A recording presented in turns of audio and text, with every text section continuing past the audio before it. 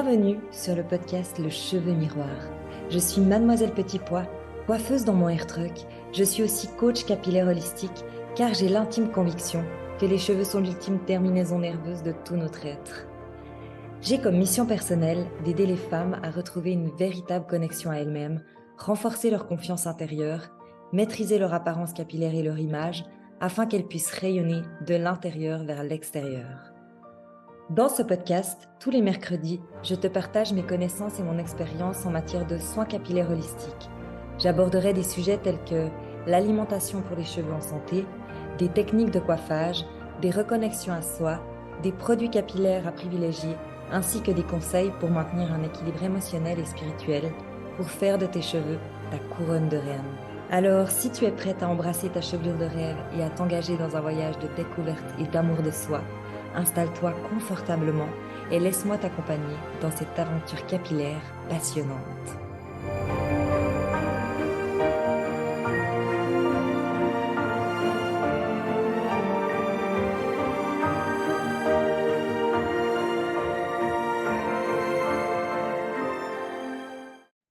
Hello et bienvenue dans ce 34e épisode. Je suis qui pour te parler du cheveu miroir et là on est dans la troisième et dernière partie de mon histoire. Je continue directement le même jour que ma deuxième partie parce que clairement aujourd'hui je suis en feu. Et je sais pas, il y a une énergie très étrange aujourd'hui, je trouve, et je me sens, comment dire? Je me sens super émue d'oser en fait, je crois. Ça fait du bien. Ça fait du bien de s'ouvrir, ça fait du bien de parler et je suis tellement restée bloquée, dans cette peur, dans ce mental. Hem, on va revenir à la fin de l'épisode sur ça parce que c'est vraiment, la finalité de où j'en suis maintenant. Mais ça fait du bien, d'oser et j'espère que ça peut t'inspirer. Hem Ce retour au corps, ce retour au cœur et ce retour à l'âme, hem, vraiment te faire élever toi, en te reconnectant à toi pour pas, faire passer ton mental avant. Et crois-moi, ce mental, il est là constamment, et il est pas là pour rien, hein, il est là pour nous protéger. Mais pour nous protéger de quoi au final? Puisque tu te sens tellement, puissante et grande d'aller contre ce mental. Enfin, c'est vraiment ce que je ressens aujourd'hui, hein. Hem, ouais, j'ai comme atteint un palier de puissance. Je sais pas comment exprimer autrement, mais ça me donne vraiment cette sensation et ça vibre dans mon corps et ouais, c'est grandiose. C'est fou et c'est grandiose. Bon, je démarre, la suite de l'histoire pour finir par ce ressenti, en fait, un peu plus en détail. J'en étais à, la naissance de ma SARL et de mon fils et ben, c'était beau, c'était émouvant. J'ai pas envie d'aller en détail dans l'accouchement, mais juste l'émotion de l'accouchement, puisqu'on vit chacune, un accouchement différent, l'émotion de devenir maman, l'émotion, ce shift en fait, parce que c'est clairement un gros virage de ta vie et tant que tu es enceinte, tu en as pas conscience, je crois. Enfin, tu es enceinte du premier enfant, tu pas conscience de ce gros changement que ça vient faire, alors pas seulement sur ton corps, parce que là clairement, c'est c'est aussi assez violent, mais tout le changement que ça vient faire, dans tout ton être en fait. Hem, toutes ces émotions que tu traverses, la peur, l'angoisse, cette sensation de plus être seule, que toute ta mission de vie, elle shift, elle change. Hem et heureusement, je crois, au début, tu as tellement les hormones en feu que tu es un peu là, mais pas là. Enfin, tu sais, tu es là que pour ton enfant mais t'es pas vraiment là, pleinement. Tu un peu comme, bah, comme quand je suis dans ma bulle, mais en plus extrême. Et ouais, ça me touche parce que c'est beau, et ça, c'est puissant. C'est puissant. Maintenant, je regarde, un peu, en arrière et je me dis, tu tellement dans ton jus sur le moment, et je pense qu'il pourrait avoir, les pires choses, qui se passent à côté de toi que tu ne les verrais pas, en fait, puisque ton focus, il est que sur toi et ton bébé, enfin, même voire que sur ton bébé, et tout le reste autour, c'est abstrait, et c'est super intéressant parce que, maintenant, je me rends compte que j'essaye de faire pareil avec moi, de mettre ce même focus que sur moi, puisque voilà, c'est ce qui compte dans la vie, c'est d'être présent pour toi avant d'être présent pour les autres, et ça, j'en suis certaine, et je le vois, depuis que je fais ça, que tout le monde est plus heureux, en fait, si je me fais passer avant. C'est très difficile, mais mes enfants sont plus heureux aussi. Et quand ce bébé, cette toute petite chose, parce que moi, je peux vous dire qu'elle était petite, cette chose, elle faisait 2,170 kg. Ce petit garçon qui faisait 2,170 kg, qui était tout mince, tout frêle et qui avait pas pris de gras, en fait. Hem, il était en pleine santé, on n'a pas dû le mettre, sous couveuse ou quoi que ce soit, mais il était vraiment tout petit, et en fait, il doit t'occuper de ce petit être vivant, et tu penses plus à toi, tu penses plus à rien d'autre, et en fait, je me dis: «C'est tellement beau, de mettre le focus comme ça sur un petit être, qui va grandir et qui arrive dans ta vie pas pour rien non plus, hein», et en fait, on devrait, ça me touche, on devrait tous faire ça avec soi-même, en fait. On devrait être son propre petit être, et on devrait se guérir et se soigner et penser à soi exactement comme si on était notre propre petit bébé, et hem je vais mettre juste pause parce que ça, il y a des émotions qui montent. Donc là, que tu aies des enfants ou non, hem, sache que ton premier petit bébé et petit être à qui tu dois donner toute l'attention, c'est toi, en fait. C'est toi, et c'est vraiment, je pense que c'est vraiment la clé du bonheur, la clé de la liberté. Je pense que ce retour à soi, c'est la clé de tout.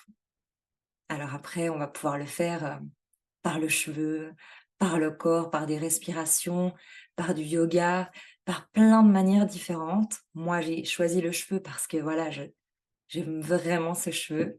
Il a participé à ma vie, enfin il a participé dans ma vie, un peu tout le temps,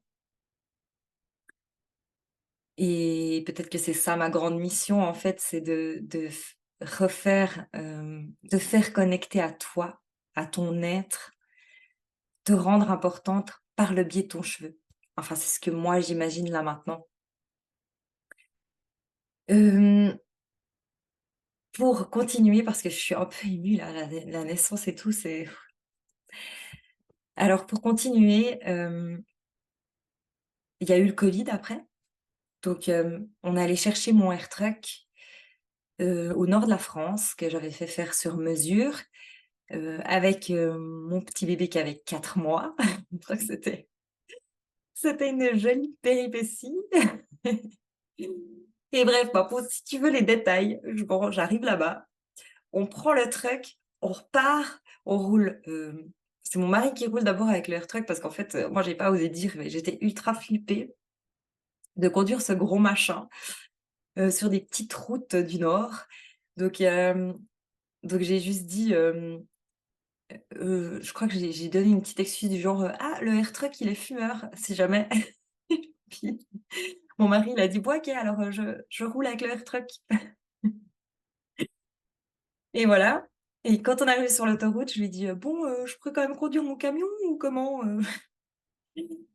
Donc voilà, après je roule, avec la musique à fond. J'étais là genre: «Wouhou, je suis enfin dans mon camion, c'est trop beau!» Enfin, il y a vraiment mon rêve qui se réalise et tout et tout à coup, pan, pan, pan, pan et le monstre broie et en fait, bah, j'ai un pneu qui a explosé, mais vraiment, genre en 1000 miettes, pas juste, percé quoi. Donc je m'arrête sur, la bande d'arrêt d'urgence, je fais les feux à mon mari, il comprend. Heureusement, il y a une sortie, une aire d'autoroute genre à 100 mètres quoi, trop de la chance. Donc lui, il sort vu qu'il avait le petit, dans la voiture et comme par magie, non mais comme quoi des fois, tu béni quoi.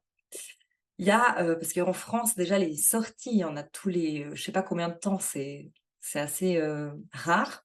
Enfin, mmh, c'est plus rare que chez nous en Suisse, on dira et là, en plus, derrière moi, il y a un camion, de bord d'autoroute, avec le petit panneau, je sais pas ce qu'il faisait là, hein, réellement, travaux ou je sais pas quoi et le gars, bah, il vient vers moi et il me dit: «Ben, je peux vous appeler une dépanneuse». Donc on n'a pas attendu vraiment si longtemps, pour, être dépannés, donc vraiment un coup de bol et par contre, bah, le gars, il est venu avec une dépanneuse pas assez grande, il a dû repartir, il a dû revenir et puis on enfin bref, on a pu enfin être dépannés. Ensuite, il y a tout un micmac avec les plaques parce que c'est des plaques, que pour la France, qui sont assurées, mais elles sont pas assurées pour les crevaisons de pneus et du coup, j'ai dû rappeler l'entreprise que, bah, voilà, ça fait 2 heures que je suis partie de chez vous, j'ai déjà les pneus qui claquent, qui éclatent en 1000 morceaux et ils m'ont dit: «Bon, bah, on prend tout en charge puisque sûrement que c'est un chaud-froid dans le hangar, qui s'est fait et puis qui a rendu le pneu, tout fragile, tout vieux, quoi». Donc voilà, on est sortis d'affaires, on repart, mais du coup nos plans ils avaient changé puisque, on était censés, tracer jusqu'au Jura français et passer la nuit au Jura français pour que le lendemain on soit assez vite à la douane, hem, pour arriver en Suisse et bah, là du coup on a dû s'arrêter bien avant puisque, bah, on avait aussi un petit bébé donc il fallait lui donner le biberon, souper, dormir, dans un vrai lit, enfin. Donc on a décidé de s'arrêter, dans un petit motel, en bord d'autoroute et et on est reparti le lendemain, on a passé la douane, c'était aussi tout un micmac. Moi, j'aime pas trop, faire les choses simples, hein. Je pense que si tu écoutes, depuis le premier épisode, tu comprends un peu le le cheminement de ma vie, que c'est très sinueux. Mais voilà, c'est assez drôle et du coup, ben, on passe la douane et ah ouais, j'ai oublié de dire une petite intermède avant. C'est-à-dire que c'est pas super important, mais c'est juste pour te faire comprendre que aussi mon corps, il m'a lâché plusieurs fois, d'où ce rapport au corps, plus tard. Pendant l'allaitement, de mon fils, j'ai vraiment, eu des mastites et j'ai dû opérer du sein et ensuite quand je suis arrivée à cette douane, ce jour-là, parce que je pense à ça maintenant, quand je suis arrivée, à cette douane, ce jour-là, en fait, j'ai eu plutôt des soucis, un peu plus bas et je pouvais plus m'asseoir, en fait. Donc faut savoir que j'ai passé la douane, sans pouvoir être confortablement assise dans mon air truck et quand on est arrivé à la maison, j'ai mon corps qui m'a lâché de nouveau et du coup, le soir même, je suis repartie à l'hôpital pour me refaire opérer. Donc là, en fait, depuis la naissance de mon fils, à ce moment-là, j'ai eu, 4 mois, d'antibiotiques, 2 narcoses, complètes et c'était ouais, c'était du costaud. J'avais pris, 20 ou 30 kilos, enfin, en tout cas bien 25. Donc assez, un début de vie avec mon bébé assez, hot, quoi. aussi, ben, j'étais comme dans une phase où moi, j'étais pas très importante, hein. C'était que lui qui était important. En plus, c'était un petit bébé. Enfin, c'était vraiment, un moment, où j'avais plus mis le focus sur moi du tout, quoi. Donc comme quoi c'est vite fait, aussi enfin j'ai envie de raconter ça parce que c'est vite fait de se perdre et c'est important aussi que tu saches que je suis passée par des étapes où je n'existais plus pour moi-même, vraiment. Heu, J'avais mon air-truck, j'avais mon bébé et moi j'étais juste là, en mode survie pour tout ça, quoi. Ensuite, ben, il y a eu le covid. Et ça a repoussé le démarrage du truck. J'ai peut-être bossé juste 1 mois, puis après j'ai été de nouveau arrêtée. Après j'avais fait des demandes parce que comme j'étais dans un air truck seule avec qu'une seule personne, j'aurais pu recommencer plus vite. Mais je l'ai pas fait finalement parce que je me suis dit: «C'est pas juste par rapport aux autres salons de coiffure, donc je vais jouer le jeu comme, les autres salons de coiffure». Et finalement, moi j'ai bien vécu cette période puisque c'est une période où j'avais mon bébé petit et puis je peux juste ça me rallongeait mon arrêt maternité, en fait. En plus, on est dans une villa avec une terrasse, des champs derrière, une forêt à côté. Donc j'étais relativement, assez bien pendant cette période. C'est pas une période qui m'a vraiment terrorisée, j'ai envie de dire. Je sais que certaines personnes ont souffert de ce moment et toutes les personnes qui étaient dans des villes ou comme ça, je comprends. Ça a pas dû être facile, mais nous, on a eu beaucoup de chance et c'était vraiment, agréable. Donc après, je démarre ce AirTrek, avec, des jours fixes, sur des endroits fixes, et puis, ben, pas mal de privatisation pour, des manifestations, des mariages et je vis un petit peu mon rêve. Alors bien sûr, je peux pas recommencer à travailler à 100 mais je vis quand même clairement mon rêve et j'ai vraiment envie d'appuyer sur le fait que chaque fois, mais encore maintenant, que j'enclenche ce moteur du truck, c'est comme si je pars en vacances, quoi. C'est fantastique.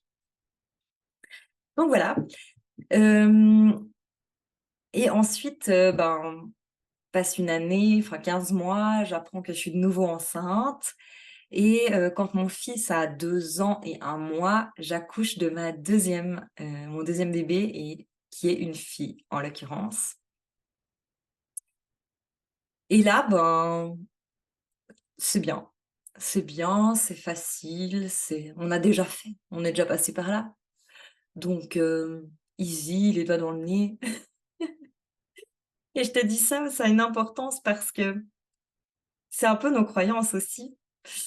Et c'était clairement la croyance, de mon mari.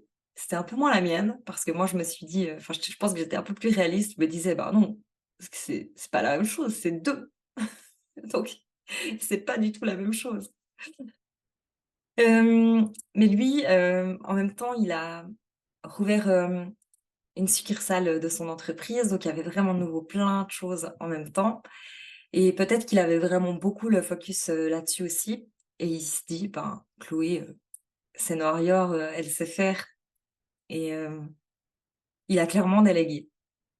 Indirectement, il a délégué et il m'a lâché, toute la charge parce que lui, il devait être focus ailleurs. Alors, sachez que je ne lui en veux pas, hein, c'est de nouveau, un cheminement de vie, tout n'arrive pas par hasard. Et c'était clairement inconscient de sa part, et c'était plutôt même, bienveillant dans le sens où il me faisait confiance et il me prenait pour une guerrière, quoi. Donc c'était plutôt avec des yeux, doux et amoureux qu'il a agi comme ça. Mais ouais, c'était très violent. C'était très violent et d'autant plus que, alors ça peut peut-être parler si, vous avez des proches, qui ont un deuxième enfant. Et c'est vrai qu'on a tendance à agir comme ça parce que moi, je vois même comment j'agis avec, mes copines ou avec, mon entourage qui ont, une deuxième grossesse et un deuxième enfant. Je suis beaucoup moins présente et pour dire même nos parents, respectifs, enfin, à mon mari et à moi. ils étaient là, hein, ils étaient contents, c'était un nouveau bébé, mais tu sais faire, tu as déjà fait. Donc ils sont un peu moins là. Et toi? Mais comment tu es toi, en fait? Eh ben, tu es dans la même, dynamique. Heu, je sais faire et j'ai pas besoin d'aide et c'est pas vrai.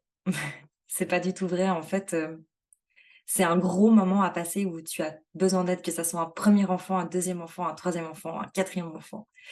Je pense que c'est une période tellement, remplie d'émotions, les hormones en feu, tu es fatigué, tu es présent mais tu es pas là.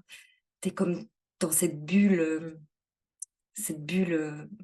un peu, protectrice où rien n'existe autour et voilà, après c'est des caractères, chacun vit le truc, différemment. Moi, très clairement, je me suis dit, que, ben, j'étais une leader, hein, ça faisait des années que j'étais, entrepreneur, je sais très bien gérer une entreprise et ça, c'est ma nouvelle entreprise et go, quoi. Et je me suis vraiment mis dans ce rôle de, je vais tout réussir à traverser sans problème, sans personne, sans aide, sans rien. Vraiment, je me suis mis en tête que tout allait bien se passer et que moi, ça enfin, une dépression ou je ne sais pas quoi, ça ne pouvait pas me toucher. Jusqu'au jour où, je comment expliquer ça?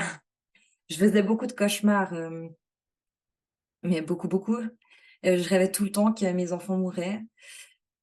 J'avais pas envie de mourir, clairement pas, mais je faisais tout en mode automatique, je me levais le matin, je faisais les cacao, enfin les laits, hem, tout était très méthodique, tout était très, clac clac quoi, carré, et il y avait pas d'improvisation possible et ça, c'est la preuve que, au final, tu maîtrises plus rien, je pense et ben, je maîtrisais plus rien.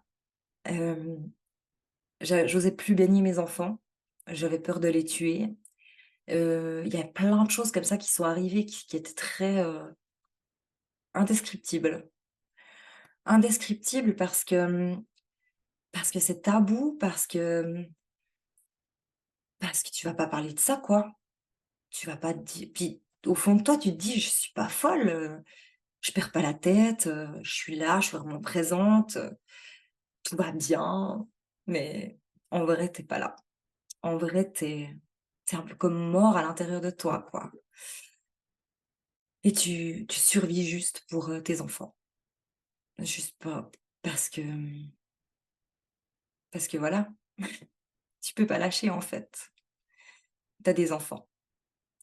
Mais je suis pas allée assez loin pour dire si vraiment tu peux lâcher, hein, parce que moi j'ai vraiment pas ressenti cette envie de partir, de mourir. Mais par contre, je faisais beaucoup de cauchemars de que mes enfants mouraient et ça me faisait comme des angoisses, mais en même temps ça me libérait. C'est c'est très violent et c'est dur de parler de ça. C'est dur de parler de ça et en même temps, il faut que je parle de ça parce que ça peut aider tellement de femmes. Et là, on est sur le cheveu miroir et là, je te dis pas, l'état de mon cheveu, en fait. Si simplement j'avais vu l'état de mon cheveu, j'aurais accepté l'état intérieur. J'ai j'ai pas vu cet état intérieur. Je suis désolée, ça me touche. Il faut que je tienne le coup, il faut que je vous parle de ça parce que c'est trop important, c'est trop important. Et c'est trop tabou et c'est trop discret et c'est trop la honte, en fait. Et tu te sens tellement honteuse de vivre ça alors que tu peux rien. Je le comprends maintenant que j'y pouvais rien. Je crois que ça doit être un truc hormonal, complètement hormonal. C'est mais c'est trop tabou, vraiment. Je j'aimerais vraiment que Enfin, j'espère que cet épisode, il peut t'aider, te sentir moins seul si tu vis ça, ou si tu as vécu ça, ou t'ouvrir les yeux, ou ouvrir la parole. Enfin, j'espère vraiment que cet épisode, il va faire quelque chose, du genre, parce que c'est trop tabou. Bref, je vais passer à la suite et vraiment, ouais, si à ce moment-là, j'avais utilisé ma capacité, à connaître le cheveu, parce que voilà, je sais très bien, lire dans mes cheveux. Ça paraît un peu space, mais moi, j'arrive à me dire, «Ah, tes pointes, elles sont comme ça, tu vis ça. Ah, tes cheveux, ils viennent mousseux, tu vis ça». En fait, c'est vraiment puissant, hein. Le cheveu, j'ai envie aussi de dire ça au monde, c'est que le cheveu, c'est puissant. C'est, vraiment le miroir de ton intérieur. C'est l'ultime terminaison nerveuse de tout ton être et je répéterai cette phrase, mais 1 million de fois pour que ça te rentre dans la tête puisque tu peux lire dans ton cheveu et si à ce moment-là, j'avais juste regardé mon état, l'état de mes cheveux, je me je me serais autorisée à être où j'en étais. Je m'autorisais même pas à être où j'en étais, en fait. Je J'arrivais même pas à accepter que j'en étais là. C'est tout à coup, donc j'ai passé tout l'été, enfin presque une année, hein, une année.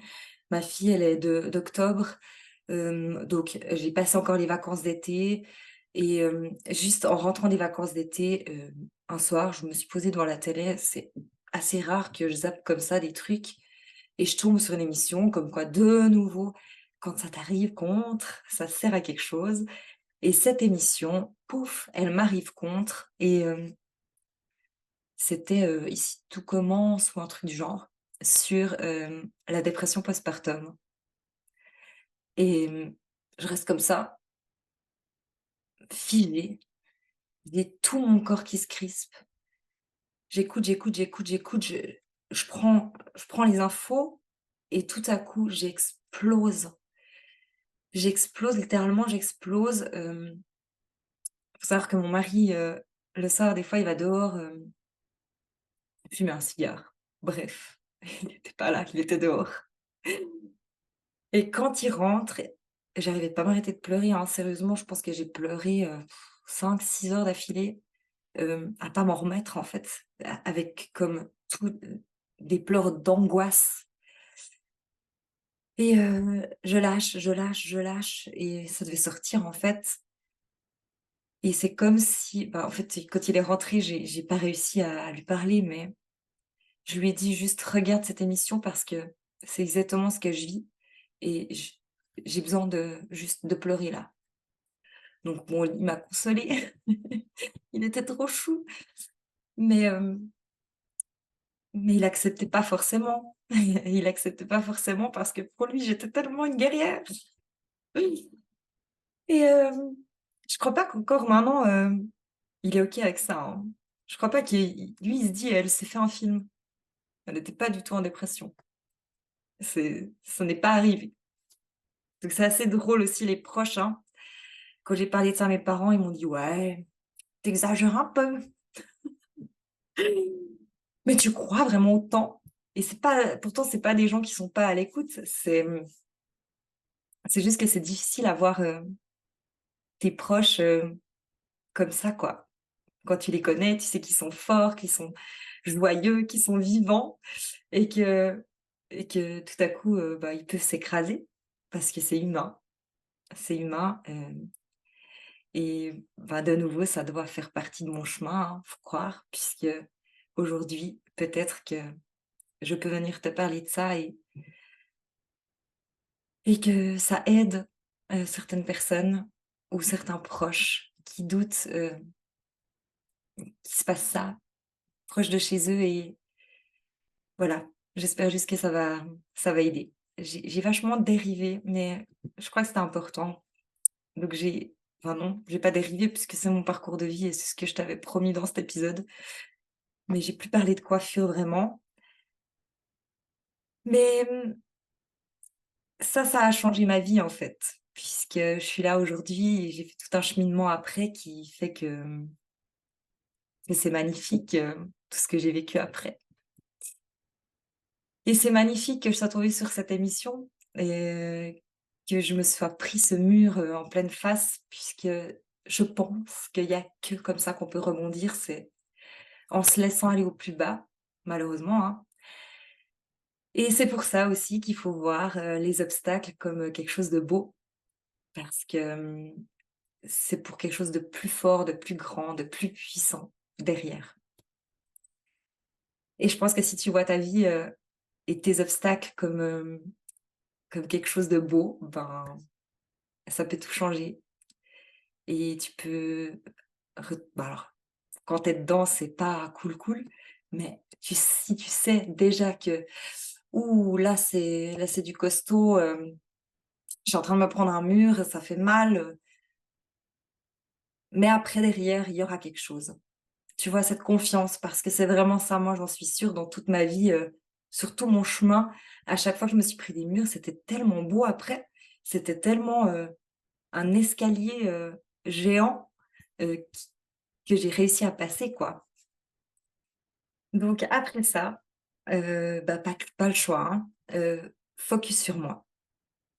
Focus sur moi, focus sur moi, focus sur moi. J'ai repris une formation, hem, qui m'est arrivée aussi comme ça, sur les réseaux sociaux et je pense que rien n'est un hasard et j'ai travaillé beaucoup, l'état d'être, hem, en à côté, j'ai retravaillé aussi, le rapport au corps, hem et de la méditation, du breathwork, vraiment ce retour à soi, quoi. Donc là, c'est une partie de ma vie, un peu de nouveau dans une bulle où, il existait en gros, que moi et mes enfants et mon mari et j'ai pas vu grand monde autour et beaucoup de gens, m'en veulent. Beaucoup de gens m'en veulent, non, pas tant que ça, quelques-uns, quelques proches m'en veulent. Mais je vais profiter de cet épisode pour dire que alors je m'excuse parce que clairement, c'était pas mon désir, de blesser, mais j'avais pas le choix. J'avais pas le choix, je et c'est pas une excuse, du mental là, vraiment, il fallait que je redevienne importante pour moi, pour vivre, pour arrêter de survivre en fait, pour pouvoir revivre, vraiment et être en capacité d'être là pour mes enfants puisque là, j'étais comme plus là et super dur ce moment parce que tu es dans ton truc, à toi, dans ta guérison, dans ta réparation, mais tu peux pas être dans la réparation des autres à ce moment-là et ça peut paraître comme de l'égoïsme et moi, j'en suis sûre que non. J'en suis sûre que non parce que maintenant, je peux, transmettre beaucoup plus aux autres parce que je me suis relevée.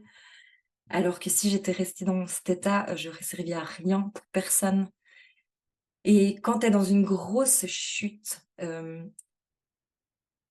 déjà de 1, tu peux pas aider les autres, tu les prends dans ta chute avec toi et ça, j'en suis persuadée et j'avais pas envie de faire chuter, qui que ce soit d'autre que moi puisque enfin, j'étais déjà tombée donc oui, je me suis un petit peu isolée et je pense que ça a été très nécessaire, puisque en une année, là maintenant, de reconstruction de moi-même, de retour au corps et de retour, à l'âme, à tout mon être. Aussi par le biais du cheveu parce que du coup, je me suis accrochée à ça, enfin à mes connaissances, on dira. C'est pour ça que je dis, que tu peux tout ressentir par rapport, à ton cheveu. Tu peux savoir, bah, comment il est, qu'est-ce que ça veut dire? Exactement comme si, tu as un bouton, qui apparaît, souvent ça te fait tilt, «Ah ouais, là j'ai pas pris soin de moi». Et ben, le cheveu, c'est pareil. Ton cheveu, il vibre ce que tu vibres. Et du coup, et ben, maintenant je suis persuadée que c'est la clé en fait, ce retour au corps, ce retour à soi, cette reconnexion profonde à soi. Je pense qu'il n'y a que nous pour pouvoir vivre en lien avec les autres et tant que tu es pas OK avec toi, que tu es pas à l'intérieur de toi, on dira ça comme ça, tu peux pas vivre une belle vie, libre, avec l'extérieur et de ça est né, les rituels en haut, les rituels bien-être qui sont, les rituels en haut que tu peux faire toi-même sur toi à la maison, donc cette reconnexion à toi, toi-même. Les rituels en haut se font dans le AirTruck, par mois et une belle, expérience plénitude, que tu as peut-être vue si tu me suis sur les réseaux sociaux et j'ai vraiment envie, que tu comprennes que cette, bah, plénitude, c'est né de tout ce cheminement, en fait. Donc plénitude, c'est toute ma vie, enfin ma reconstruction depuis une année, en lien avec le cheveu puisqu'il y a vraiment cet effet miroir dans le cheveu, toute cette connaissance que j'ai acquis, du cheveu pendant des années. C'est vrai que j'avais pas mentionné, mais, j'ai fait aussi, de la représentation, dans les salons de coiffure pendant une petite période de ma vie. Donc j'ai pas eu d'apprenti finalement, mais, j'avais fait de la représentation et en fait, j'avais vraiment envie de mettre tous les morceaux, importants de ma vie, plus cette reconstruction pour que, des femmes, en bénéficient et que mon chemin, parcouru serve, hem, à élever d'autres femmes, en fait. Alors bien évidemment que, tu n'as pas le même parcours que moi et pas les mêmes besoins, mais j'ai fait, cette expérience comme quelque chose de plus global, où on va vraiment travailler toute la profondeur de l'intérieur, toutes tes croyances, tous tes blocages, tout ce qui vraiment, t'empêche de t'élever, t'empêche d'avancer et t'empêche d'accepter que tu en es là, où tu en es. Parce que souvent, notre mental, il nous dit: «Non, non, non, non, moi j'ai pas besoin de ça». Mais en fait, ça peut de toute façon t'aider, quoi que tu aies comme blocage, quoi que tu aies comme parcours. Ce programme, il est vraiment, vraiment conçu pour que ça soit adapté à chacune, en fait.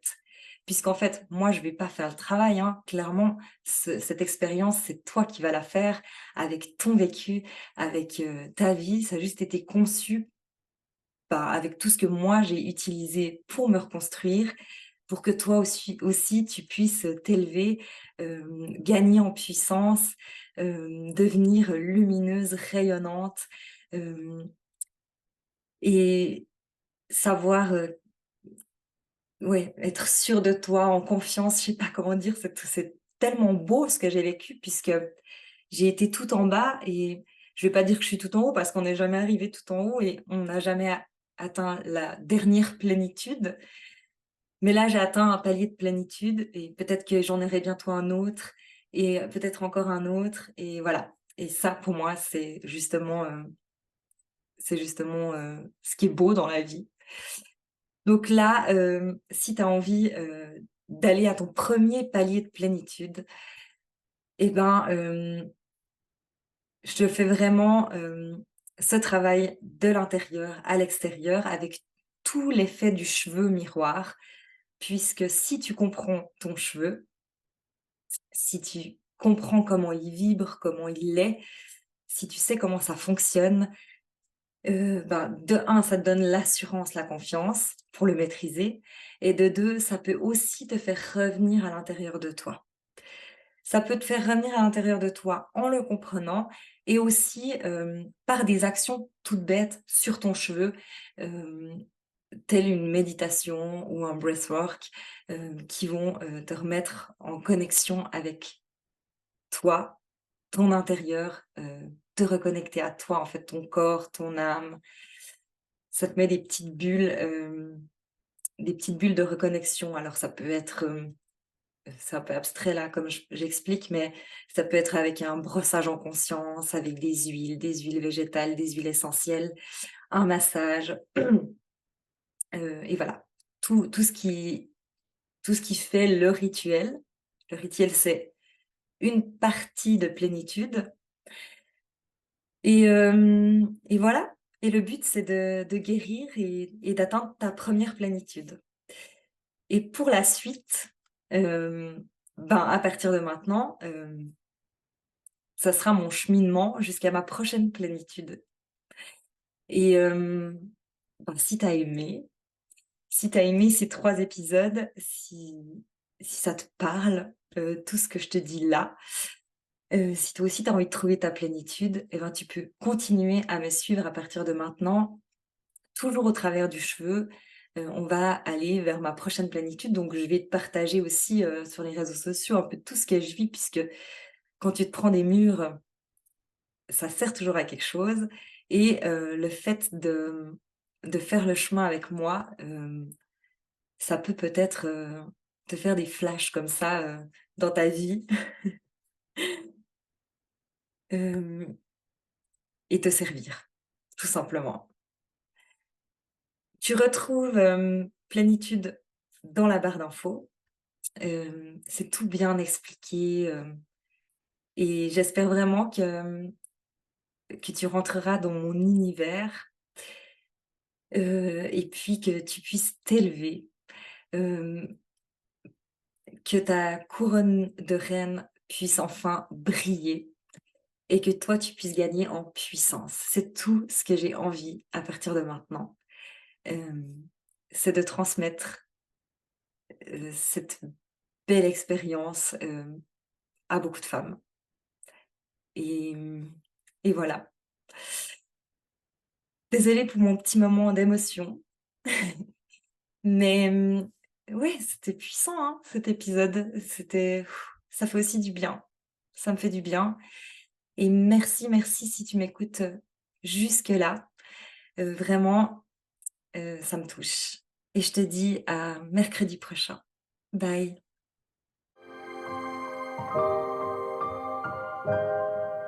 Merci d'avoir écouté Le Cheveu Miroir.